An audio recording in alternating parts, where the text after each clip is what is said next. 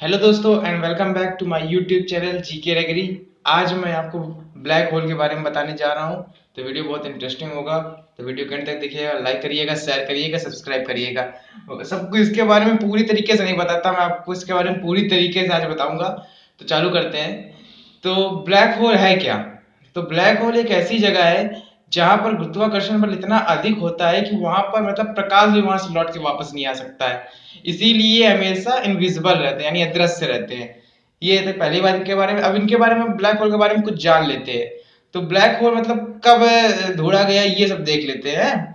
तो black hole 1763 में, black hole 1783 में,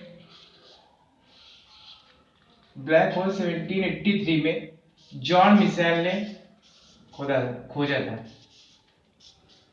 जॉन मिशेल ने फर्स्ट टाइम इसके बारे में बताया था कि ब्लैक होल होता है। तो इसके बारे में पहली बात तो ये। और ब्लैक होल है क्या, ब्लैक होल कहे से भरा होता है, तो समझ लीजिए ब्लैक होल है जो वो मास और डेंसिटी वाला एक पिंड है।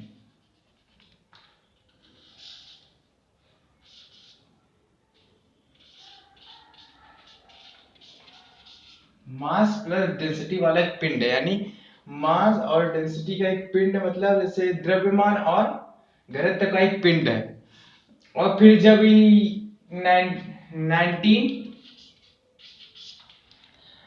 1967 में 1967 में तो एक साइंटिस्ट थे जॉन व्हीलर। एक साइंटिस्ट थे जॉन व्हीलर। इन्होंने ब्लैक होल के लिए ब्लैक होल वर्ड का इस्तेमाल किया था।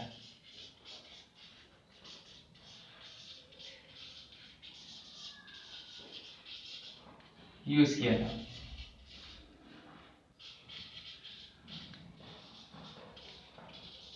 यूज किया था। तो ये एक बात है। और अभी एक बात बताते हैं कि जैसे ये जो ब्लैक होल है, इसका पूरा मास, जितना भी मास है, वो सिर्फ एक पॉइंट, कितने पॉइंट में मतलब स्थिर रहता है, एक पॉइंट में उसका पूरा मास होता है। तो ये हमने ब्लैक होल के बारे में कुछ बातें जान ली। अब हम देखते हैं ब्लैक होल बनता कैसे है। तो उसके बारे में देख लेते हैं। मतलब बहुत से ज्यादा वो नहीं है, लेकिन देख लेते हैं थोड़ा। जो ब्लैक होल है इस तरीके बनता है। धूल कण प्लस छोटे या बड़े पिंड प्लस हाइड्रोजन प्लस हीलियम, इससे बनता है तारा। इससे तारा बनता है। इस तारा से, तारा के बनने के बाद thermonuclear fusion, thermo nuclear fusion. Thermonuclear fusion क्या होता है दोस्तों? थर्मोन्यूक्लियर फ्यूजन वो होता है जैसे जैसे दो एटम, जैसे हाइड्रोजन और हीलियम। मतलब जैसे पहले देखिए, हाइड्रोजन जो रहता है ये हमेशा ज्यादा होता है। तो ये हाइड्रोजन, हमेशा दो हाइड्रोजन मिलके एक हीलियम बनाते हैं। तो इसी को थर्मोन्यूक्लियर फ्यूजन कहते हैं। जब दो हाइड्रोजन मिलके एक हीलियम बनाएंगे, और जब हाइड्रोजन की मात्रा बहुत ज्यादा हो जाएगी और हीलियम नहीं रह जाएगा, तब तब आगे देखते हैं, जब एनर्जी बहुत बढ़ जाएगी। अगर ये फ्यूजन होता रहा तो एनर्जी तो बढ़ ही जाएगी। एनर्जी बढ़ जाएगी। एनर्जी बढ़ जाएगी। और फिर जब एनर्जी, पूरे हीलियम हो जाएंगे और एनर्जी फिर खत्म होगी। एनर्जी खत्म होगी। जब एनर्जी खत्म होगी, एनर्जी खत्म होने के बाद एक और प्रोसेस होती है, फिर एक न्यूट्रॉन स्टार बनता है। जब एनर्जी खत्म हो जाती है, एनर्जी खत्म होती है मतलब देखिए, एनर्जी खत्म हो गई तो सुपरनोवा होगा। सुपरनोवा, सुपरनोवा यानी विस्फोट हो जाएगा और तारा खत्म हो जाएगा। तो तारा खत्म होने के बाद एक नया स्टार बनता है, न्यूट्रॉन स्टार। Neutron star. तो न्यूट्रॉन स्टार क्या होता है, एक मतलब ग्रेविटी और लाइट वाला एक पिंड, मतलब एक स्टार होता है, तारा होता है, और इसकी सतह वो सघन होती है। इसकी सघन सतह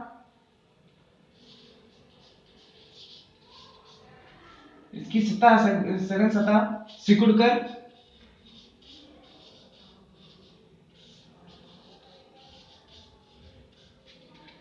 क्या बनाती है, ब्लैक होल। बनाती है। इसकी सघन सतह सिकुड़कर ब्लैक होल बनाती है।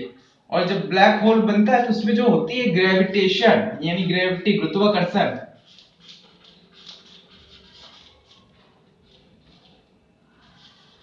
ये बहुत हाई होता है।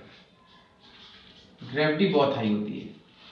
तो ये पूरा प्रोसेस होता है एक ब्लैक होल बनने का। जब ये पूरे प्रोसेस से जब ब्लैक होल बन जाता है, पहले तो पूरा एक तारा होता है, उसके बाद ऐसे पूरी तरीके से वो एक ब्लैक होल में कन्वर्ट होता है। और जो हमारा सन है, उसे भी साइंटिस्ट कहते हैं कि वो भी एक ब्लैक होल में कन्वर्ट हो जाएगा। कहा जाता है कि वो भी ऐसे सिकुड़ के एक ब्लैक होल में कन्वर्ट हो जाएगा। तो ये देख लीजिए, ये प्रोसेस से हमेशा ब्लैक होल बनता है। ऐसी बात है, कोई एकदम विस्तार से बताता नहीं, मैं आप लोगों को बता रहा हूँ, तो वीडियो को बहुत अच्छे से देखिएगा। अभी आपको मैं बताता हूँ ब्लैक होल के कितने प्रकार होते हैं। तो ब्लैक होल के 3 प्रकार होते हैं, तो वो भी देख लेते हैं। Super massive black hole,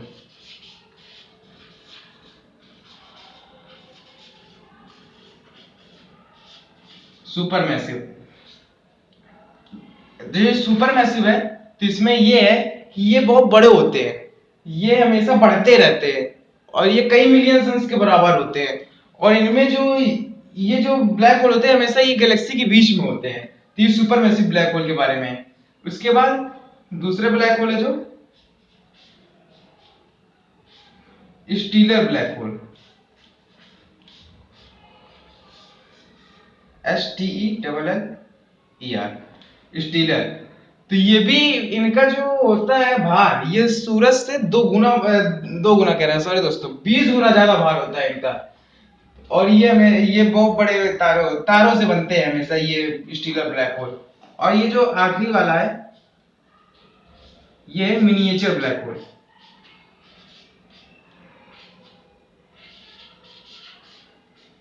miniature, ये मिनिएचर ब्लैक होल है। दोस्तों ये सब टाइप ऑफ ब्लैक होल हैं।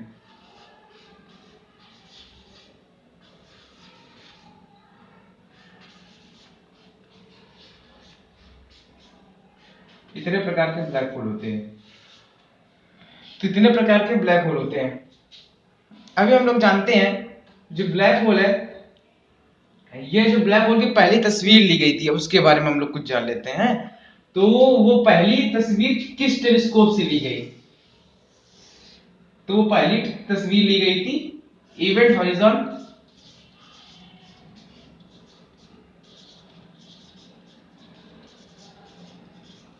Black hole, event horizon telescope से ब्लैक होल की तस्वीर ली गई थी।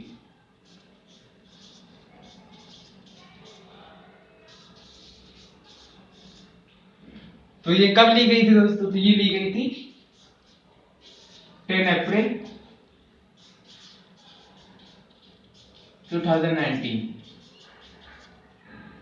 इस टेलीस्कोप से इस तारीख को तस्वीर ली गई थी। और कौन सा ब्लैक होल था? वो सुपरमैसिव ब्लैक होल था। कौन सी गैलेक्सी में था?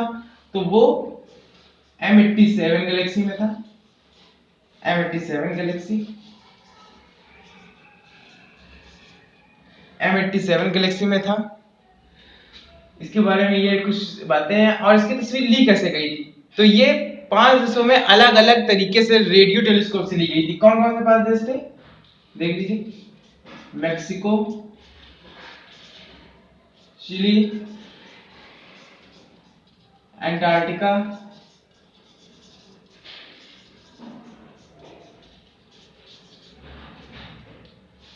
Spain, Mexico, Chile, Antarctica, Spain, और एक देश था दोस्तों, बता देता हूं, हवाई। हवाई था। एक हवाई था। तो ये रेडियो टेलीस्कोप से ली गई थी, 8 रेडियो टेलीस्कोप से ली गई थी, 8 रेडियो टेलीस्कोप।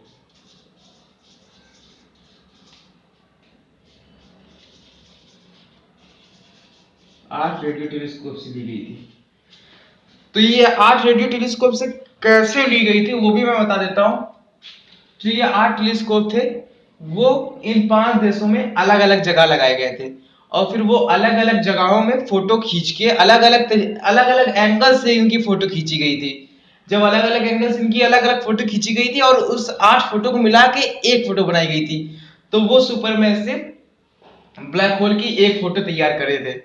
तो यही है इसके बारे में। और जो इसका जो मास था वो 6.5 अरब ज्यादा था, किससे? अपने सन से 6.5 अरब ज्यादा था।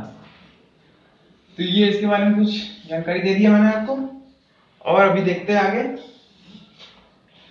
अभी आपको अपनी आकाशगंगा के बारे में बता दे रहा हूं। जो हमारी आकाशगंगा है, तो ये अपने हमेशा एक्सिस में रोटेट करती है। जो रोटेट करती है तो इसके बीच में हमेशा एक वो होता है, ब्लैक होल होता है हमेशा। इसके एक सेंटर में ब्लैक होल होता है, उसी के रोटेट करती है, उसी के एक्सिस में रोटेट करती है हमेशा। और जो हमारी गैलेक्सी है उसमें कम से कम 1 डजन से ज्यादा, यानी 12 से ज्यादा ब्लैक होल है, 1 डजन ब्लैक होल है।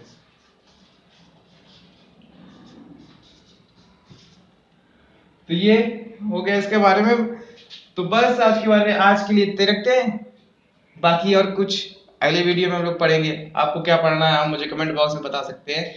और बस मेरे चैनल को लाइक करें, शेयर करें, सब्सक्राइब करें। और मैंने आपको पिछली बार एक प्रश्न पूछा था, लेकिन उसके लिए कमेंट बॉक्स ऑफ था, लेकिन मैं उसके लिए बता देता हूँ, आपके लिए वो प्रश्न क्या था।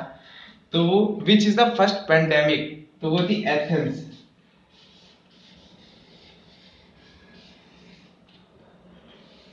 और आज का प्रश्न सुन लीजिए, तो उसको आप मुझे कमेंट बॉक्स में जवाब दे सकते हैं उसका। तो देख लीजिए, विच is the shining star of solar system? इसका जवाब आप मुझे कमेंट बॉक्स में दे सकते हैं। तो बस आज के लिए इतने रखते हैं। अब बस मेरे चैनल को लाइक करें, शेयर करें, सब्सक्राइब करें। धन्यवाद।